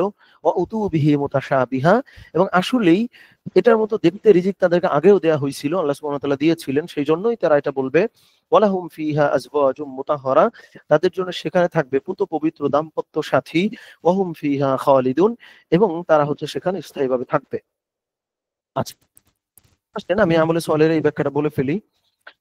যে যখন আপনি ভালো কাজ বলবেন, আপনি ধরেন অফিসে আছেন, আপনার ডিউটি হচ্ছে 9টা থেকে ধরেন 5টা, বা হচ্ছে হ্যাঁ 9টা থেকে 5টা বা 6টা, এই এরকম একটা টাইম, বা আমি ধরলাম 9টা থেকে ধরেন 3টা, 6 ঘন্টা আপনার হচ্ছে অফিসে ডিউটি। এই ডিউটি কালে আপনি প্রচুর নফল নামাজ পড়লেন, বা হচ্ছে এই সময় আপনি প্রচুর তাসবিহ তাহলিল করলেন। কাজ তো ভালো, কিন্তু এটা কিন্তু আমলে সলেহ না। এই ভালো কাজ আপনার জাহান্নামে নিয়ে যাবে। সো আল্লাহ সুবহানাহু ওয়া তাআলার শব্দ চয়ন এত বিউটিফুল, এত বিউটিফুল, যে এখানে যেহেতু আমলে সলেহ বলা আছে, এইটার মানে হচ্ছে যথাযথ কাজ। যথাযথ কাজ মানে কি? যেই পরিবেশে যখন যেখানে যেই কাজ করা দরকার, ওই পরিবেশে তখন সেখানে সেই কাজ করাটাই হচ্ছে আমলে সলেহ। তার মানে ভালো কাজ বললে তো আপনি লিমিট করে ফেলতেছেন। কিন্তু যথাযথ পরিবেশে খারাপ কাজও ভালো কাজ। যেমন ধরেন কাউকে মারধর করা, এটা তো ভালো না, তাই না? কিন্তু যারা অভিভাবক মানে পর্যায়ে আছেন, তারা কিন্তু শাসনকালে কাউকে প্রহারও করতে পারেন। তার মানে আমলে সলেহ মানে হচ্ছে যথাযথ কাজ।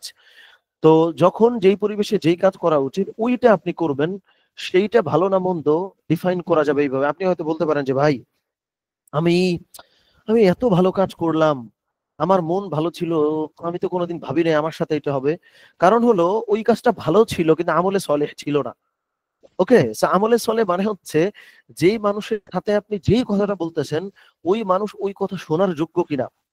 যেই মানুষের সাথে আপনার সম্পর্কটা যেই লেভেলে নিয়ে গেছেন, আপনার মনে হইতেছে আরে ভাই আমি আমার কলিজাটা কাইটে তারে দিয়ে দিলাম, কিন্তু ওইটা কি আমলে সলেহ ছিল কিনা, মানে কলিজা কেটে দেওয়ার মতো কাজ এটা, এটা কি কলিজা কেটে দেওয়ার মতো কাজ কিনা। তাইলে আপনার কাজ ভালো, মানুষের জন্য কলিজা কেটে টেটে অস্থির করে ফেললেন, কিন্তু আপনি মানে কিছুই পাইলেন না, ইন রিটার্ন পাবেন না তো, কারণ এটা তো আমলে সলেহ না, কিন্তু কাজটা তো দেখতে খুব ভালো। তো এই জায়গাটাতে আমরা অনেকে ধোকার মধ্যে থাকি। সো এই কাজটা আমরা ইনশাআল্লাহ করব, তাহলেই আল্লাহ সুবহানাহু ওয়া তাআলা আমাদের জন্য কিন্তু জান্নাত রাখবেন। ওকে, তারপরে আসেন আমরা এই জায়গাটা একটু দেখব। এটা একটু আগে বলেছি, কিছুটা মিলবে ওটার সঙ্গে। এই আয়াত পজিটিভ রিইনফোর্সমেন্ট বা ভালো কাজের পুরস্কারের গুরুত্ব বোঝায়। ওই যে আল্লাহ সুবহানাহু ওয়া তাআলা বলেছেন কি কি পাবেন আপনি, জান্নাতে যেতে পারবেন, আল্লাহ সুবহানাহু ওয়া তাআলা ফলমূল দিবেন, দাম্পত্য সাথী দিবেন, এই নিয়ামতগুলো। একটু আগে যেমন রিস্ক পারসেপশন ছিল যে ভয়ে আপনি ভুল কাজ থেকে বিরত থাকবেন, এখানে আল্লাহ সুবহানাহু ওয়া তাআলা আবার আপনাকে মোটিভেট করতেছেন 25 নম্বর আয়াতে।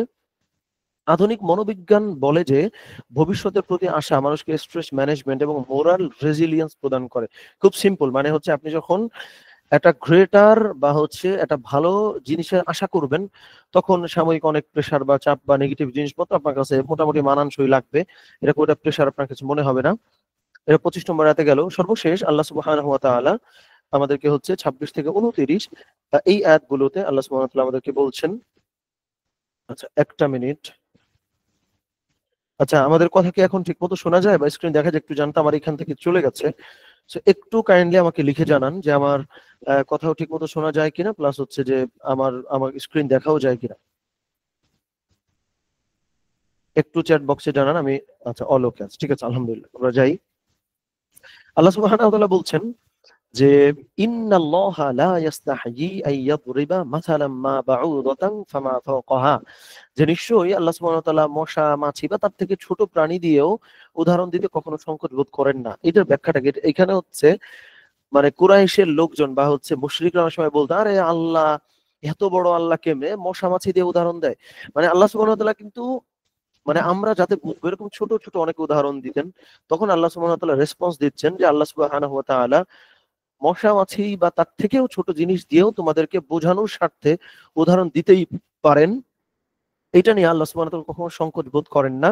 ফাআম্মাল্লাযীনা আমানু ফায়ালামুনা আন্নাহুল হাক্কু মির রাব্বিহিম, যারা ঈমান আনছে ফায়ালামুনা তারা জানে যে এটা আল্লাহর তরফ থেকে এসেছে। ওয়া আম্মাল্লাযীনা কাফারু, আর হচ্ছে যারা কুফর করে, ফায়ালামুনা তারা বলে মাযা আরাদাল্লাহু বিহাযা মাসালা, আরে এগুলা দিয়ে আল্লাহ কি বুঝাইছেন। ইউদিল্লু বিহি কাসীরা, এইগুলো দিয়ে আল্লাহ সুবহানাহু ওয়া তাআলা অনেককে পথভ্রষ্ট করেন বা অনেক পথভ্রষ্ট হয়ে যায়। ওয়াহদি বিহি কাসীরা, এবং অনেকে হিদায়াতের দিকে চলে আসে। ওয়ামা ইউদিল্লু বিহি ইল্লাল ফাসিকিন, এবং হচ্ছে একমাত্র ফাসিকরা ছাড়া পথভ্রষ্ট হয় না। এটার মানে কি? এটার মানে হচ্ছে আল্লাহ সুবহানাহু ওয়া তাআলা এখানে তো ছোট্ট করে মশা মাছি বলা, যে কোনো উদাহরণ দেওয়ার ক্ষেত্রে আল্লাহ সুবহানাহু ওয়া তাআলা যে কোনো ধরেন আমাদেরকে বোঝানোর জন্য যেমন রাসূল সাল্লাল্লাহু আলাইহি ওয়াসাল্লামকে নিয়ে অনেক সময় তারা বলতো সে কিভাবে রাসূল হয়, সে তো বাজারে যায়, বা সে কিভাবে রাসূল হয়, সে তো আমাদের মতোই একটা মানুষ। তো আল্লাহ সুবহানাহু ওয়া তাআলা অনেক কমন কমন জিনিস দিয়ে উদাহরণ দিতেন বা বুঝাইতেন। এই জিনিসটা এখনো পর্যন্ত অনেক মানুষ আপনি দেখবেন বলবে আরে এইগুলাও কোরআনে বলা লাগে নাকি। এই যে যে বিষয়গুলো আল্লাহ সুবহানাহু ওয়া তাআলা এটাই বলেছেন যে খুব সিম্পল সিম্পল কথা আল্লাহ সুবহানাহু ওয়া তাআলা বলে আমাদেরকে বোঝান। সো যাদের মধ্যে ঈমান আছে তারা বলে যে হাক্কু মির রাব্বিহিম, আল হাক্কু মির রাব্বিহিম, এটা আল্লাহর তরফ থেকে, আমাদের রবের তরফ থেকে এটা হক বা এটা সত্য। কিন্তু যারা হচ্ছে কাফের তারা বললে মাযা, এগুলা কি, বিহাযা মাসালা, এগুলা দিয়ে আল্লাহ সুবহানাহু ওয়া তাআলা কি বুঝিয়েছেন। এইভাবে ওরা পথভ্রষ্ট হয়ে যায়, না করে গবেষণা, না গবেষণা করে একটা পর্যায়ে নিজেদের দুর্বলতাগুলোকে মেনে নেয়, গবেষণা করারই ওরা প্রয়োজন বোধ করে না। ফলে দুই ধরনের অ্যাটিটিউডের মানুষ যেহেতু আছে, ফলে কেউ কেউ এটার ভেতর দিয়ে হিদায়াতের দিকে আসছে, আবার কেউ কেউ ধ্বংস হয়ে যাচ্ছে। কারণ ওই যে আপনার অ্যাটিটিউডের উপর নির্ভর করতেছে যে আপনি কোন দিকে যাবেন অথবা না যাবেন। ওকে, তার পরবর্তী আয়াতে আল্লাহ সুবহানাহু ওয়া তাআলা বলছেন যে আল্লাযীনা ইয়ানকুদুনা আহদাল্লাহি মিন বা'দি মিসাকিহি, যে যারা আল্লাহ সুবহানাহু ওয়া তাআলার সঙ্গে ওয়াদা করে বা প্রমিস করে সেগুলোকে ভঙ্গ করে ফেলে, ওয়া ইয়াকতাউনা মা আমারাল্লাহু বিহি আইয়ুসালা, এবং যেই বন্ধনগুলো আল্লাহ সুবহানাহু ওয়া তাআলা রাখতে বলেছেন সেগুলো কেটে ফেলে, ওয়া ইউফসিদুনা ফিল আরদি, এবং যে জমিনে ফাসাদ সৃষ্টি করে, উলাইকা হুমুল খাসিরুনা, তারাই আসলে ক্ষতিগ্রস্ত। তার পরবর্তী আয়াতে আমরা মূল আলোচনা আলহামদুলিল্লাহ করে ফেলেছি, এখন আমরা একটু ছোট করে সংক্ষেপে আমরা এগিয়ে যাব ইনশাআল্লাহ।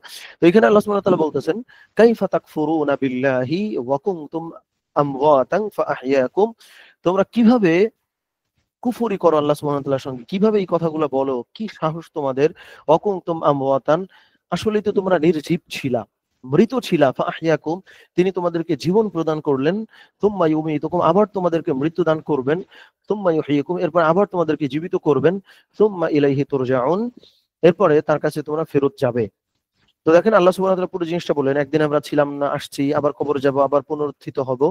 এই যেটা আল্লাহ সুবহানাহু ওয়া তাআলার কুদরত বা আল্লাহ সুবহানাহু ওয়া তাআলা যে কদির সমস্ত কিছুর ক্ষেত্রে, এই ব্যাপারগুলো আল্লাহ সুবহানাহু ওয়া তাআলা মনে করে দেয়। এটা কিন্তু একরকম কনক্লুশন। কেন বললাম, এতক্ষণ আমরা যে আলোচনাগুলো করছি আপনি খেয়াল করছেন হয়তো, এর মধ্যে পজিটিভ রিইনফোর্সমেন্ট ছিল বা একটা ইতিবাচক মোটিভেশন ছিল। আল্লাহ সুবহানাহু ওয়া তাআলা আপনারা বলতেন এটা করো, এটা করলে তোমার লাভ।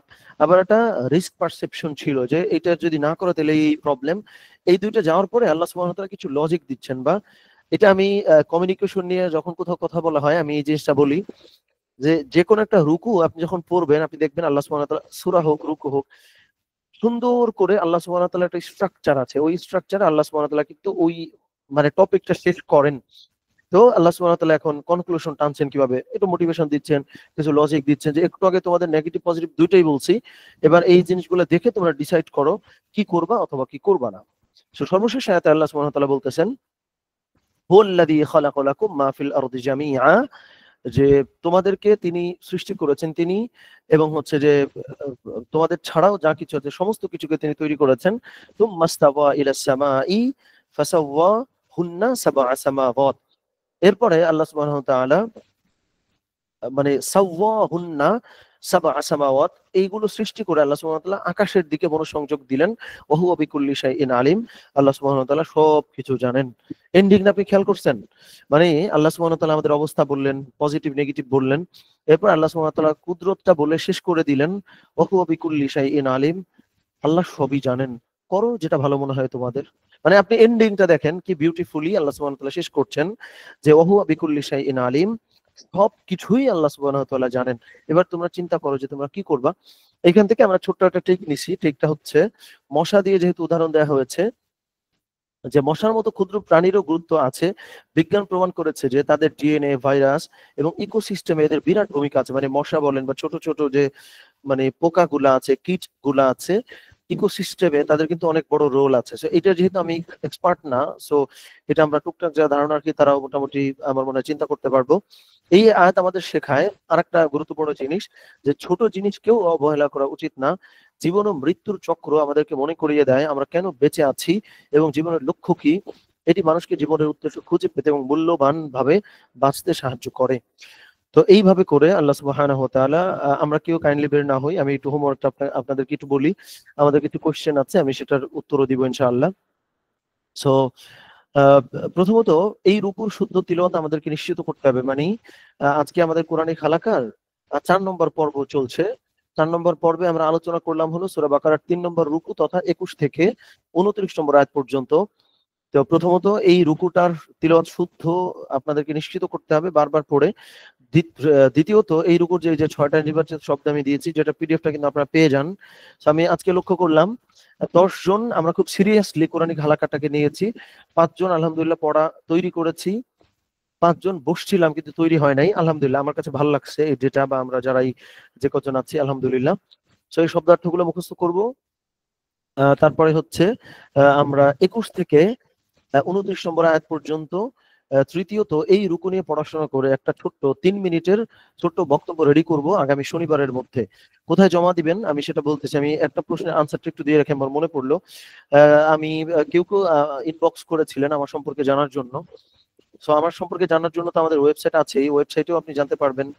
এছাড়াও হচ্ছে আমাদের যেমন এই যে ওয়েবসাইটে আমার সম্পর্কে বলা আছে। পাশাপাশি আমি একটু যদি বলি, আমি হচ্ছে জাহিদ হাসান মিলু, আমি কওমি মাদ্রাসা থেকে আলহামদুলিল্লাহ হাফেজ হয়েছি, মাওলানা হয়েছি। পাশাপাশি হচ্ছে ঢাকা বিশ্ববিদ্যালয়ে আমি সাংবাদিকতা বিভাগে পড়াশোনা করেছি, মানে মাস কমিউনিকেশন অ্যান্ড জার্নালিজম, অর্থাৎ গণযোগাযোগ ও সাংবাদিকতা বিভাগ, এখানে আমি পড়াশোনা করেছি আলহামদুলিল্লাহ। এটা হচ্ছে আমার এডুকেশনাল লাইফ। আর আমার একটা প্রতিষ্ঠান আছে ডিভাইন কনসালটেন্সি, ওটার জায়গা থেকে আমি আসলে কোরআনিক আলোচনাগুলো করে থাকি। আমাদের অলরেডি কয়েকটা বইও বেরিয়েছে। আর আমরা হচ্ছে মুসলিমদের দুনিয়ার জীবন সুন্দর করার জন্য চেষ্টা করি। যেমন একটা টাইমে স্লোগানটাও আমি বলতাম যে আসেন আমরা এমন ভাবে ইবাদত করি যে আমাদের দুনিয়ার জীবনটা যেন সুন্দর হয়ে যায়। এবং দুনিয়ার জীবন ইবাদত করার ভেতর দিয়ে সুন্দর হইলে সুবিধাটা কি, এটার কনসিকুয়েন্স বা এটার যে পরিণতি সেটাই হচ্ছে জান্নাত। মানে ব্যাপারটা এরকম না হোক যে দুনিয়ার জীবন একরকম হবে আখেরাতে একরকম না, আমরা দুনিয়ার জীবনটাই এত গুছিয়ে পালন করব যে এইটার কনসিকুয়েন্স বা এটার পরিণতিটাই হচ্ছে জান্নাত। তো এগুলা নিয়েই আমি আলহামদুলিল্লাহ ব্যস্ত থাকি, ব্যস্ত থাকার চেষ্টা করি। তো আমাদের অনেকগুলো কাজ আছে, ওইটার একটা জায়গা থেকে আমরা কোরআনিক হালাকাটা করে থাকি। কোরআনের সঙ্গে আমি চাই আমি নিজে সহ আমাদের যারা কমিউনিটির লোকজন আছি আমরা যেন একটু সম্পৃক্ত থাকতে পারি। সো এই কাজটা আমরা করব। আর আমাদের প্রোডাক্টিভ মুসলিম কমিউনিটি বাংলাদেশ নামে আমাদের যে ফেসবুক গ্রুপ আছে, ওই গ্রুপে আমরা পড়া তৈরি করে জমা দিব। পড়া তৈরি করে বলতে কি জমা দিবেন, এই যে বলে দিচ্ছি দেখেন, এই রুকুনি আপনি যে পড়াশোনা করছেন, আপনি তো একটা ছোট্ট বক্তব্য বানাবেন, বক্তব্যটা লিখে খাতায় লিখতে পারেন, পাওয়ার পয়েন্টে প্রেজেন্টেশন বানাইতে পারেন, ছোট ডিজাইন করতে পারেন, শুধু পোস্ট আকারে লিখতে পারেন। মানে এমন ভাবে লেখার চেষ্টা করবেন যে এইটা অন্য কারোর জন্য যেন মানে ভ্যালু অ্যাডিং হয়, মানে জিনিসটা পড়ে কেউ যেন উপকৃত হইতে পারে। পড়া জমা দিবেন হচ্ছে ওইখানে, এই গ্রুপটা আমি বোধহয় লিঙ্কটা দিছি, বা যারা নাই তারা একটু হোয়াটসঅ্যাপে জিজ্ঞেস করে নিন। তো এটা হচ্ছে আমাদের মোটামুটি আলোচনা। আমার মনে হয় যে আমরা রেকর্ডিংটা আপাতত অফ করতে পারি কিনা, বা রেকর্ডিংটা থাকুক, অসুবিধা নেই। আমাদের কোনো কোয়েশ্চেন থাকলে আচ্ছা ফাসিক বলতে বোঝায় কি আমি বলি। সানিম, আচ্ছা কিছু প্রশ্ন আসছে, প্রশ্নটা আমি দিয়ে ফেলাই। আচ্ছা, ফাসিক বলতে বোঝানো হয়, ধরেন একটা মানুষ একটা গুনাহের কাজ করতেছে কন্টিনিউয়াসলি, আচ্ছা এটা স্ক্রিনটা বোধহয় অফ করা যায়। একটা মানুষ ধরেন কন্টিনিউয়াসলি গুনাহের কাজ করে, এখন এই যে যে গুনাহের কাজও করতেছে, মানে প্রথমত ও তো প্রকাশ্যে করতেছে, বুঝছেন, মানে এই জিনিসগুলা আমি আবার একটু বলি। প্রথমত ও তো প্রকাশ্যে গুনাহের কাজটা করতেছে, এবং এই যে যে প্রকাশ্যেও করে, এইটা নিয়ে ওর মধ্যে কোনো রিগ্রেট ফিলিং হয় না। এইটা একটা ফাসিকের সংজ্ঞা। আর একটা সংজ্ঞা হচ্ছে যে সে তো গুনাহের কাজ করেই, ও আরো মানুষকে মোটিভেট করে গুনাহের কাজের দিকে। তো এটা প্রকাশ্যে করলেন, কোনো রিগ্রেট নাই, এটার মানেই তো আলটিমেটলি তাই যে অন্যর কাজ, মানে একটা গুনাহের কাজকে নরমালাইজ করার চেষ্টা করা, এটাই ফাসিক। সহজ কথা, যে কোনো গুনাহের কাজ নরমালাইজ করা এটাই ফাসিকের কাজ। নরমালাইজ করা, বা যে নরমালাইজ করছে ওর কাছে খারাপ লাগতেছে না, এই ধরনের মানে কাজগুলারই আসলে মানে ফাসিক বলা হয়। তো এই জায়গা থেকে আমরা ইনশাআল্লাহ বিরত থাকবো। আমি একটু লক্ষ্য করি। ওকে, সেন্স অফ, আচ্ছা সেন্স অফ পারপাস বলতে কি, আচ্ছা সেন্স অফ পারপাস বলতে আমি বোঝাচ্ছি হলো, পারপাস মানে তো উদ্দেশ্য বা লক্ষ্য, এই উদ্দেশ্যটাই মনের মধ্যে থাকা, এইটাই আসলে সেন্স অফ পারপাস। সেন্স শব্দটা ফালাই দিলেও সমস্যা নাই, পারপাস মূল ওয়ার্ডটা হচ্ছে পারপাস, জীবনের লক্ষ্য। আমি কেন, মানে আমি কি করতেছি, কেন করছি। যেটা আমার মনে হয় যে আমাদের সঙ্গে ইতিপূর্বে আমার সঙ্গে যাদের সরাসরি আলোচনা হয়েছে বা অন্য কোনো মাধ্যমে আলোচনা হয়েছে, আমি কিন্তু পারপাসের ব্যাপারে অনেক সিরিয়াস। মানে ওয়াই, আপনি যদি আপনার ওয়াইটা একবার খুঁজে পেয়ে যান, আপনার কিচ্ছু লাগবে না। মানে একবার যদি আপনি ওয়াই খুঁজে বের করে ফেলতে পারেন, যা করতেছেন ছোট থেকে ছোট কাজ, ইভেন একটা মানুষের সাথে আপনি কথা বলতেছেন, সেটাও ওয়াই খুঁজবেন। মানে ওয়াইটা খুঁজলে সব সিদ্ধান্ত নেওয়া সহজ হয়ে যায়। তো ওই ওয়াই বা কেন করতেছি, কি উদ্দেশ্য, পারপাস, ওইটাই আসলে সেন্স অফ পারপাস বলতে বোঝানো হচ্ছে। ওকে, আমাদের মাইন্ডফুল জিকির, এটা হচ্ছে মাইন্ডফুল জিকির বলতে কিভাবে করব। এখন আমি যেটা বলতে যাচ্ছি, এটা আপনি যদি নেগেটিভলি নেন তাইলে বলবেন যে ভাই আপনি তো একটা বিদাত প্রচার করতেছেন। মানে জিকির করার জন্য আমি নতুন কোনো তরিকা বের করতেছি না। বেদাত কোনটা সেটা আমি এখন বলি। ধরেন আমি আজকে যদি বলি যে আপনি সকালবেলা 3 বার এইভাবে জিকির করবেন, বিকেলবেলা 3 বার এইভাবে জিকির করবেন, তাহলে হচ্ছে 100 করে নাকি পাবেন, এটা হচ্ছে বেদাত, যে নতুন একটা ইবাদত আমি বানাইছি। তো এখন আমি যেটা বলতে যাচ্ছি, এটা কোনো ইবাদত না, এইটা আপনার ব্যক্তিগত জীবনের জন্য একটা প্র্যাকটিস। ফলে এটার আপনি বইলেন না, মানে বিকৃত কইলেন না যে আমি বিদাতের ইয়া করতেছি। প্র্যাকটিসটা কি, আপনি ধরেন হাতে তসবি আছে, আপনি তসবি টিপছেন বা ইবাদত করছেন, জিকির করছেন, এটা সবের কাজ, সব হবে। মাইন্ডফুল বলতে আমি কিন্তু এটা বোঝাই নাই। মাইন্ডফুল জিকির বলতে হলো আপনি যখন জিকির করবেন আপনার মনোযোগ অন্য কোনো দিকে থাকা যাবে না, একা একা থাকবেন, নিরিবিলি থাকবেন, কোনো ডিস্ট্রাকশন, কোনো আওয়াজ, কোনো নয়েজ থাকবে না, নিরিবিলি আপনি জিকির করবেন। এখন সেটা জোরেও করতে পারেন, আস্তেও করতে পারেন, কিন্তু এই জিকিরে যা যা বলবেন, সব থেকে গুরুত্বপূর্ণ যে শর্ত, এই জিকিরে যা যা বলবেন প্রত্যেকটা জিনিস আপনি বুঝে বলবেন। এটা খুব জরুরি। মানে যা যা বলতেছেন প্রত্যেকটা ওয়ার্ড আপনি ফিল করবেন, বুঝবেন। প্রয়োজন চোখ বন্ধ করে জিকির করেন, সমস্যা নাই তো। কারণ আমি তো বলছি যে এটা হলো, এই মাইন্ডফুল জিকিরটা আপনার মনের উপরে কন্ট্রোল তৈরি করে। আমি কিন্তু বলি নাই চোখ বন্ধ করে জিকির করলে 100 নাকি বাড়ায় পাবেন, বিষয়টা কিন্তু এটা না। সো চোখ বন্ধ করে জিকির করবেন, কারণ এইটা আপনার ওই ভিতরে ওই চেঞ্জটা আনবে ইনশাআল্লাহ। তো এটা হয়ে গেল আলহামদুলিল্লাহ। ওকে, আমাদের হচ্ছে রিফাত ভাই বলেছেন। আচ্ছা, রিফাত ভাই যেটা বলেছেন, ওয়ালাইকুম আসসালাম ওয়া রাহমাতুল্লাহ, এটা একটু জটিল হবে আসলে। কারণ আমরা দেখেন প্রোডাক্টিভিটির জন্য, যেমন আমার একটা ফেসবুক গ্রুপ ছিল, এই গ্রুপটা আমি অফ রাখছি, এটা আবার হয়তো খুলবো, কারণ আমি নিজেও এটা এখনো ফলো করতে পারি না, এই কারণে আমি অফ রাখছি। সেটা হলো দ্রুত ঘুমায় যাওয়াটা খুব জরুরি, দ্রুত ঘুম থেকে ওঠার জন্য, যেহেতু আমরা প্রোডাক্টিভ হওয়ার চেষ্টা করি।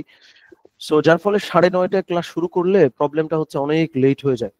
আর আপনি যে কারণটা বলেছেন নামাজের জন্য, এটা আমি আসলে অনেক ঘাটাঘাটি করে দেখেছি। তো কারোর 8:30টায় হয়, মানে 8:45টায় হয়। এই জন্য এই 9টা টাইমটাই আমার কাছে মনে হয়েছে আইডিয়াল। এর বাইরে আসলে খুব টাফ হয়ে যায়। কারণ আমি যদি আগে নিয়ে আসি তাহলে প্রবলেম, দ্রুত ঘুমানো যাবে কিন্তু নামাজের টাইমটা জড়ায় যাবে। তো এটা আমার মনে হয় যে রিফাত ভাই, আবার কারো কারো 8:30টায় জামাত, এইটা হচ্ছে বড় প্রবলেম। তো আমরা 9টায় থাকি ইনশাআল্লাহ। আপনি শুরুর কিছু অংশ মিস হলেও রেকর্ডিংটা যেহেতু থাকবে, আর অনেক বেশি ইনশাআল্লাহ মিস হবে না আশা করা যায়, যেহেতু শুরুতে তো আমরা 5-7 মিনিট এমনিও র্যান্ডম ডিসকাশন হয় অনেক সময়। তো এটা হচ্ছে আপনাকে বললাম। ঠিক আছে ইনশাআল্লাহ। আমাদের আর কোনো, মানে আর কারো কোনো কোয়েশ্চেন আছে কি? আচ্ছা, আমি কত বাজে আমি একটু দেখি। আচ্ছা, আমরা কোয়েশ্চেন গুলো আমরা অবশ্যই লিখে বলেছি। আচ্ছা, হ্যাঁ, এটা হচ্ছে আমরা একটা গ্রুপ করেছি, গ্রুপে আপনারা একটু অ্যাড হয়ে যায়েন, মানে যাদেরকে অ্যাড করা হচ্ছে, মানে আমি যদি বুঝে থাকি, তো সানিম ভাই যেটা বলেছেন ওটা, বা হোয়াটসঅ্যাপে একটু নক দিয়েন। আমার টিম আছে, তো ওরা বোধহয় যোগাযোগ করেছিল আপনার সঙ্গে, তো ওরা যোগাযোগ করে এই সেশনটা ফিক্স করে ফেলবে, সমস্যা নাই। তো আমার মনে হয় যে আমরা আপাতত এই পর্যন্তই থাকি। আমাদের আর যদি কোনো কোয়েশ্চেন থাকে আমরা একটু জানাতে পারি, অথবা হচ্ছে হোয়াটসঅ্যাপে জানিয়েন, আমি গ্রুপের লিঙ্কটা দিব যেখানে পড়াটা জমা দিবেন। এই পর্যন্ত রাখি, আমাদের রেকর্ডিংটা অফ করে ফেলি আমরা। ঠিক আছে ইনশাল্লাহ, আর কোনো কোয়েশ্চেন যেহেতু নাই। আর আমি খুব সিরিয়াস, আজকে শুরুতে পড়া কেন শুনি নাই এটা একটু বলে দেই, অস্পষ্টতা থাকতে পারে। মানে হয় কি, পড়া একদম শুরু থেকে যখন শুনি, অনেকেই আমরা মানে ডিস্ট্রাক্টেড হয়ে যাই। ফলে আমি চাচ্ছি যে একদম শুরুতে আমরা আলোচনাটা করে ফেলবো, শেষের দিকে আমরা পড়াটা শুনবো। সো সংখ্যাটা আজকে যেহেতু বেশ কম, আমরা পড়া আসলে জমাই দেই নাই। সো এটা আমাদের খুব পুরনো, আমাদের পার্টিসিপেন্টের মধ্যে একজন আছে কামরুন হারাপা, আতাউল্লাহ ভাই আজকে আসছেন কিনা, তাসলিমা আপা বোধহয় আগে জয়েন করতেন, সো শারমিন সুলতানাও আগে জয়েন করেছেন, জানেন যে আমি কিন্তু কারা কারা পড়া জমা দিতেন, আমি পড়া সব লিস্ট করতাম, লিস্ট করে তারে আমি ডেকে জিজ্ঞেস করতাম আপনি পড়াটা বলেন। কারণ আপনার কাছ থেকে তো ওই সিরিয়াসনেসটা আমি আশা করব। ব্যাপারটা যদি এরকম হয় যে আপনি পড়া জমা দিবেন না, পড়া তৈরি করবেন না, শুধু বলার জন্য একটু বলবেন, এটা হইলে আপনি ক্ষতিগ্রস্ত হবেন সত্যিকারের অর্থেই। আর একটা জিনিস যখন লেখা হয় তখন মনে ফিল করা হয়, ধারণ করা হয়। তো ওই জায়গা থেকে বলা, তো আমরা একটু পড়া জমা দেওয়ার চর্চা পুনরায় আরম্ভ করে ফেলি। এই পর্যন্ত রাখি। আল্লাহ সুবহানাহু ওয়া তাআলা আমাদের সকলকে, আমরা যা কিছু আলোচনা করলাম, আমাদের ইন্টেনশন আল্লাহ সুবহানাহু ওয়া তাআলা জানেন, যে আমাদের ইন্টেনশন এবং নিয়ত যেহেতু আলহামদুলিল্লাহ ভালো, ফলে আমাদের শব্দ চয়নে, ইনফরমেশনে কোথাও যদি ভুল হয়েও যায়, আল্লাহ সুবহানাহু ওয়া তাআলা আমাদের নিয়তের দিকে তাকিয়ে হলেও আমাদেরকে যেন খারাপ জিনিস ভুলিয়ে ভালো জিনিসগুলো আমলে নিয়ে আসার তৌফিক দান করেন। আমিন। আসসালামু আলাইকুম ওয়া রাহমাতুল্লাহি ওয়া বারাকাতুহু।